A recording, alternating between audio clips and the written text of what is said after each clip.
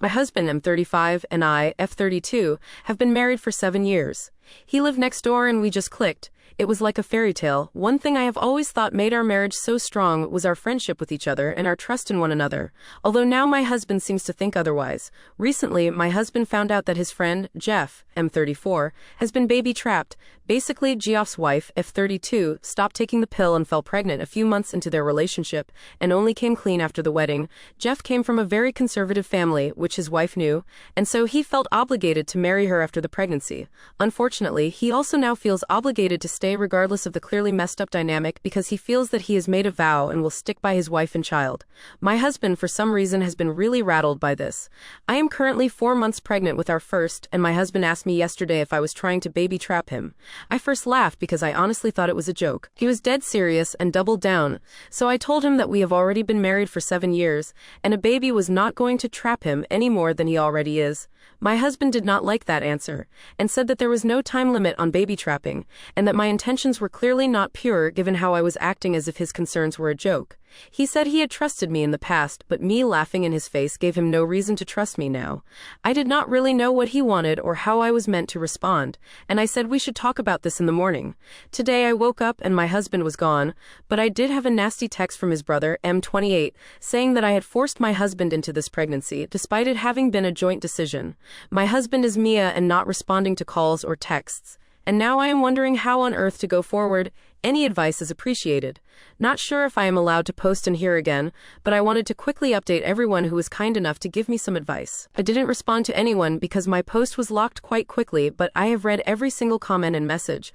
I am very grateful. I realized while I was reading the comments that everyone was right. I wasn't angry enough. My husband had insulted me in our marriage in a very hurtful way, and it just didn't really register for a while. I was so confused and upset that it didn't occur to me to be angry, but I think everything just needed to sink in. In the meantime, I called my best friend, F31, who has been such a rock in my life. She came over with some chocolate and was furious when she heard. She called her husband, M34, to the house after I had gotten everything out of my system. He is a family lawyer, and he said that he would happily represent me if I wanted to go through with a divorce. This man is a saint, and will draw up divorce papers on Monday. My mother-in-law, F66, showed up with my husband in the car not long after my best friend's husband arrived, and she practically dragged him to the door. My mother-in-law said that he had showed up at theirs late last night, saying that he was certain that I was using the baby to trap him.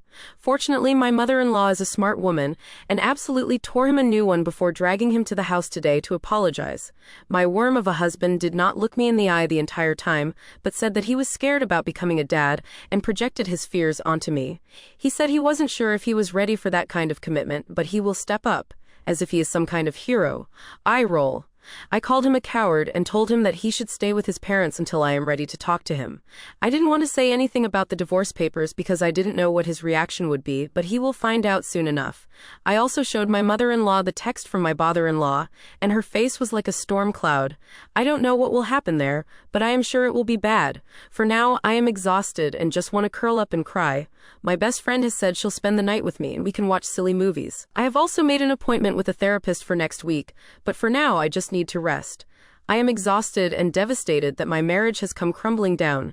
Sorry for the sad ending, everyone. Overall, everything has settled a little bit. In good news, I had a scan with the doctor. My mother-in-law attended with me, and the baby is happy and healthy. I finally found out the gender.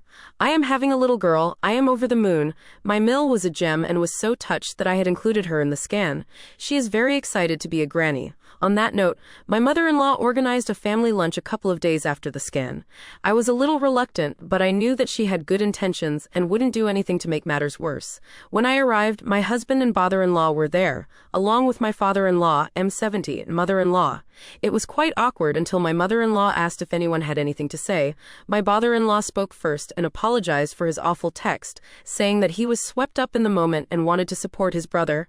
I explained how hurtful it had been to receive such a nasty and vindictive message, and that he knew as well as anyone that my husband and I had been trying for almost a year. He hung his head and mumbled something. That was pretty much the last I heard out of him for the afternoon. Next, my mother-in-law looked quite pointedly at my husband, but he actively avoided anyone's eyes. Eventually, Eventually, she spoke up and announced that my husband would no longer be welcome to stay in their house.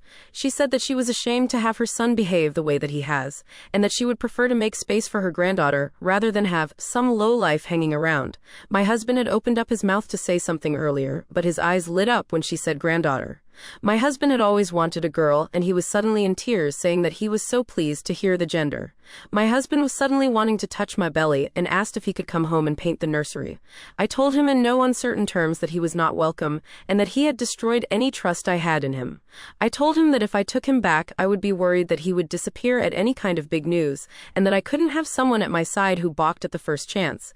He asked me if I was telling him it was over, and I point blank told him that I had engaged a lawyer. My husband was kind of frantic, but I felt so calm, like someone had put a blanket over me in the situation. Normally I am a big crier, but I felt so removed from everything. My husband said that this was not fair. He had shown a little bit of panic, and suddenly I am throwing away our life and denying him his daughter. My father-in-law reminded him that this is the same baby he felt trapped by no more than 2 weeks ago. My husband said it was a mistake, and he was stressed, but my mother-in-law asked him how he thought I felt. She asked him to imagine being so vulnerable and giving up your body to grow a family, and suddenly the one person you trust is accusing you of terrible things. He said it was a mistake, and he projected his fears onto me. I told my husband that I felt so broken when he left because I had all these dreams of a beautiful family which came crashing down in an instant. My husband said that he wanted those things with me and he wanted our baby girl, but that he let the panic overwhelm him. I told him that wasn't a good enough excuse for what he put me through, and that he certainly didn't seem panicked when his mom had to drag him to my door to apologize. He didn't have much of an answer other than to say that he was ready now and wanted our girl. In all of this, in all the times he told me he wanted me and our baby, he never once apologized properly. After a very, very long discussion, the lunch wrapped up and my mother-in-law stood by what she had said about my husband not being welcome. He asked again if he could come home with me, and I told him that it was my house. I owned the house before we married, and it was going to be a safe space for me. That is to say, he is not welcome. As far as I know, he is staying at some hotel. Finally, he was served divorce papers at work on Friday. My bestie's husband drafted them earlier, but I wanted to wait until I had thought it all through. I received a few missed calls and crying voicemails asking if I was really throwing away our family, but I did not respond. He even took a crying selfie sitting in his car, which my bestie laughed at quite a bit. My mother-in-law called me when she heard and told me that I am making the right decision.